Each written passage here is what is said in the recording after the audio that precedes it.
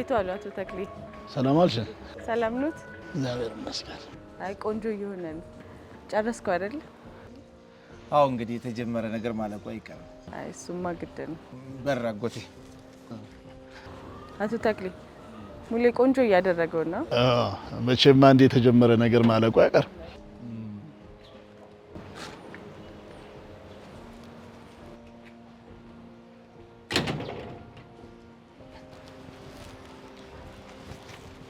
አቶ ተክሌ ደህና ዋሉ? ደህና ዋልክ? እንዴት ነህ ልጅ ግሩ? ሰላም ኖት? ሰላም ነህ? እኔ የምልህ አጎቴ እነዚህ ተከራዮች እንዴት ናቸው? ደህና ናቸው። ይዋደዳሉ መሰለኝ፣ አይስማሙም። እንዴት አለ አይደለ እየተፈላለክ እንደ መኩራት እንደ መጀነን አይነት ልክ እርቦህ ጠግብ ያለው እንደማለት አይነት አጎቴ። ይሄን ቅኔ አሁንም አልተውክም አይደለ? አረ ይሄ ግልጽ አይደል? ምን ቅኔ ያለው ይሻላል ነው።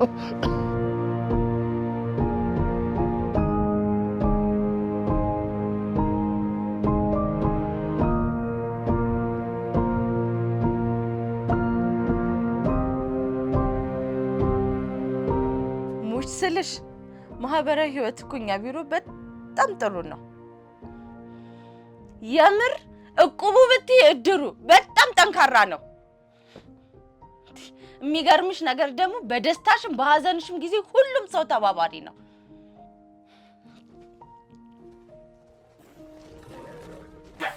ስለዚህ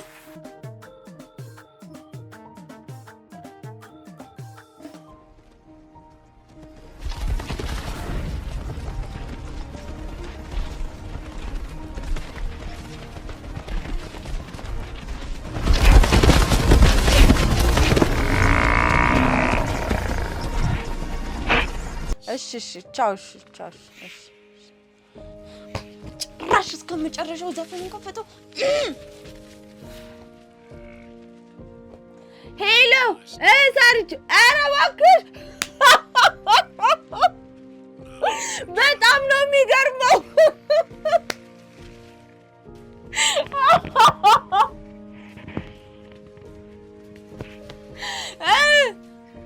ኧረ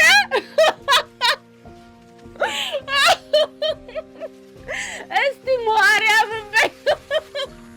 ኧረ እባክሽ እሱ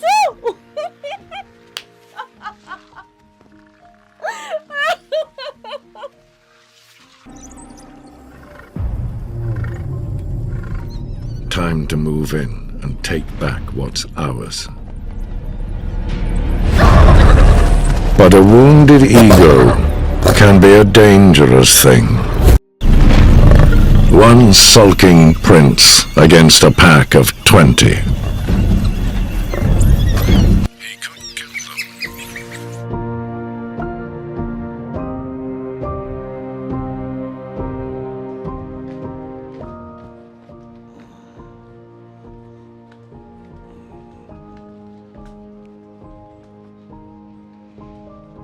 ደህና አደሩ አቶ ክፍሌ?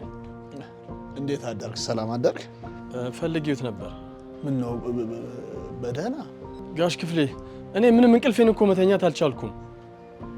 ምን ነው እያቃዠህ ነው? ወይ ቅዠት እንዴ! ሲተኛ እኮ ነው የሚቃዠው እንዴ! እኔ እኮ ቆሜ ነው የማድረው። ቆሜ? ምን ነው ስለት አለብህ እንዴ?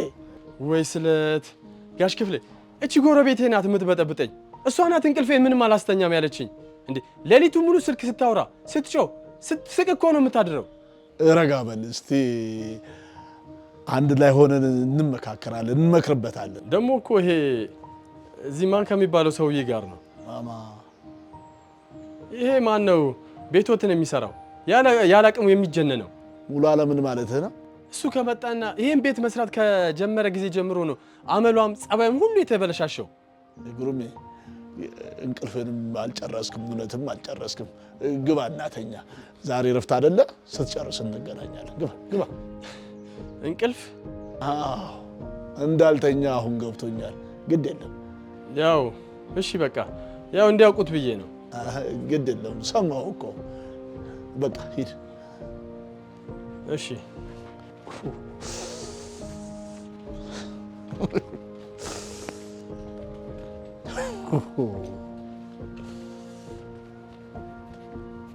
ዝም ብዬ ሳያቸው የሚዋደዱ እንጂ የሚጣሉ አይመስሉም።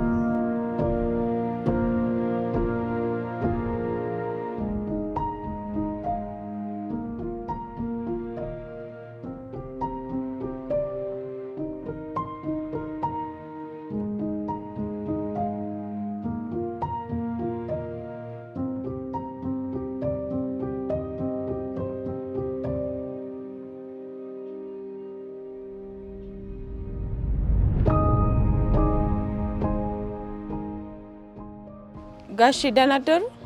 እንዴት አደርሽ? እንዴት አደርሽ? ስራ ይዘዋል እንዴ? አረ ችግር የለውም። ምን ነው ልጅ? ጋሽ የዚህን ተከራይ ነገር ግን እንዴት አደረጉልኝ? የቱን? ምንድነው ልጅ? ጋሽ እኔ እኮ መተኛት አልቻልኩኝም። ቴሌቪዥኑን ድምጹን እስከ መጨረሻው ሳቶ እንዲሁ ሲረብሸኝ ነው የሚያመሻው። እና ታዲያ ቀንስልኝ ብለሽ አትነግሪው? ስንቴ ነገርኩት፣ የሚሰማ ነገር አይደለም እኮ። ምን ነው በፊት ተደማመጡ አልነበርም እንዴ? እሱ ድሮ ነው ጋሼ። አሁን ግን ጸባዩ ሁላ ተቀያይሯል። እና ምን እንዳጋጠመው አልጠየቅሽው እንዴ? እኔ ጋሼ ምን ብዬ? ግድ የለም ቀስ ብላችሁ ተነጋገሩ። እንኳን ግድግዳ የሚያለያያችሁ ቀርቶ እኛም ይኸው በግቢ የምንለያየው ተሳስበን ተደማምጠን ነው የምንኖረው። እንግዲህ አንቺ አናግሪውና አልሆን ካለ እኔ እገባበታለሁ። አይሻልም? እሺ ጋሼ አመሰግናለሁ። ኧረ ምንም አይደለም።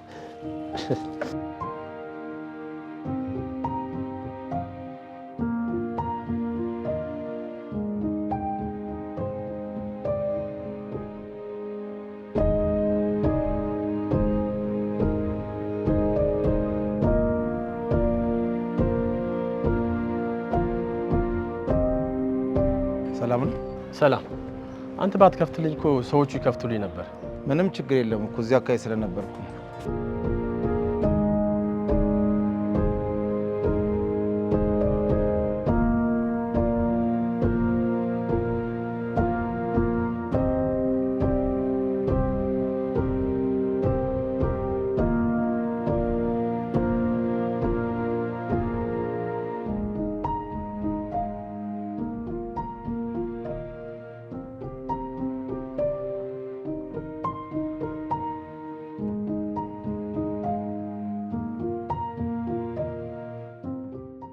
ቆይ ሰው ለምንድን ነው በር ይከፈተልኝ? ማን ክፈትልኝ አለው? ነገር ፈልጎኛል ዘንድሮ። ፊት የሚሰጠው ስላለ ነው።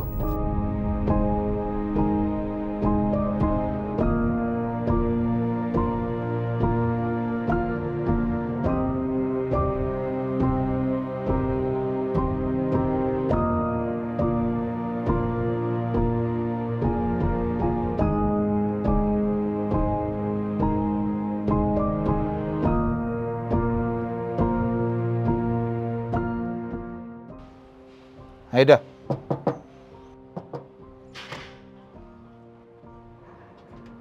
አይዳ አይዳ ና ግባ አልጋ ስር ፈልጋታ። ይቅርታ የሷ ክፍል መስሎኝ ነው። እንዴት ይመስልሃል? ይቅርታ እኮ አልኩህ ወንድሜ።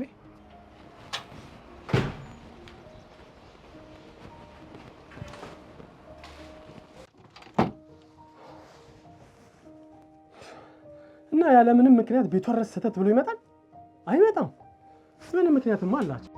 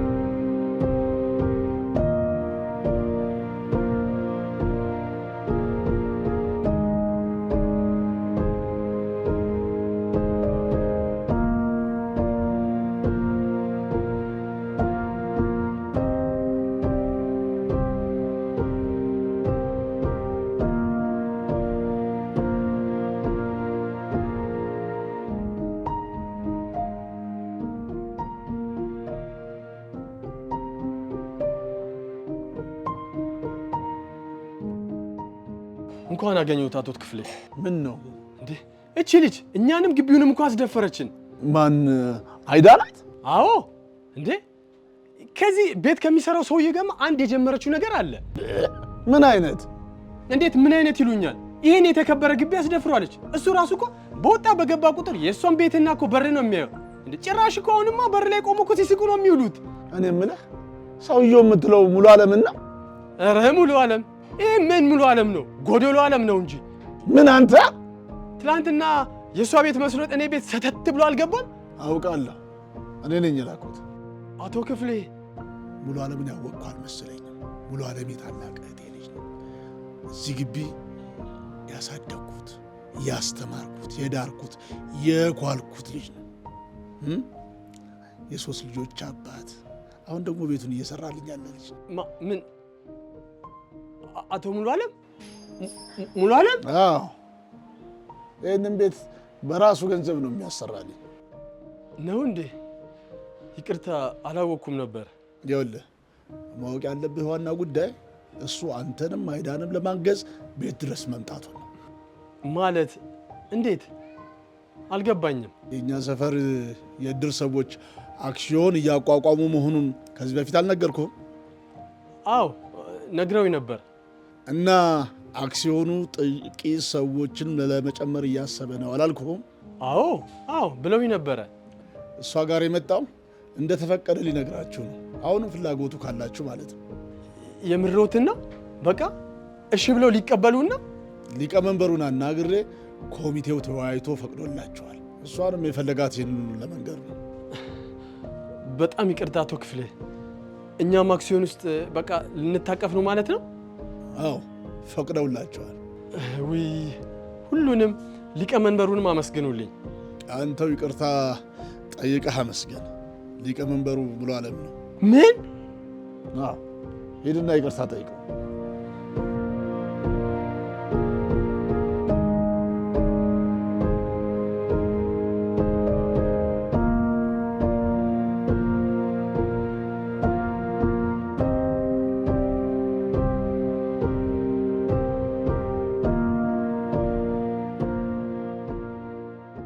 ይቅርታ አደረግሽልኝ? አዎ አቶ ክፍሌ ሲናገሩ አይደለም ግድግዳ ለግድግዳ የሚጋራና አጥር ለአጥር የሚጋራ ሰው ተከባብሮና ተሳስቦ መኖር ያለበት ብለዋል። አዎ ለኔም ብለውኛል። እኔ የምልህ አክሲዮን ነገር እንዴት አደረክ? ያው ከመስሪያ ቤት ብድር ወስጄ እከፍላለሁ። መቼም እድሉ አይመልጠኝም። ብሩን መች ይሰጣል? እኔ እንጃ፣ ገና ማመልከቻ አስገብቼ ነው። ገና የስንቱን ሰው ፊት ያለው መሰለሽ? እኔ እኮ ወንድሜ ብር ልኮልኛል። ከፈለክ ላበደር ይችላል። ግን ምን ጸባዬ ከተሻሻለ ነው፣ ያውም በአቶ ክፍሌ ከተረጋገጠ። የምርሽ ነው? አዎ ብሩን ሲሰጡ ትመልስልኛል። በጣም ነው የማመሰግነው በእውነት።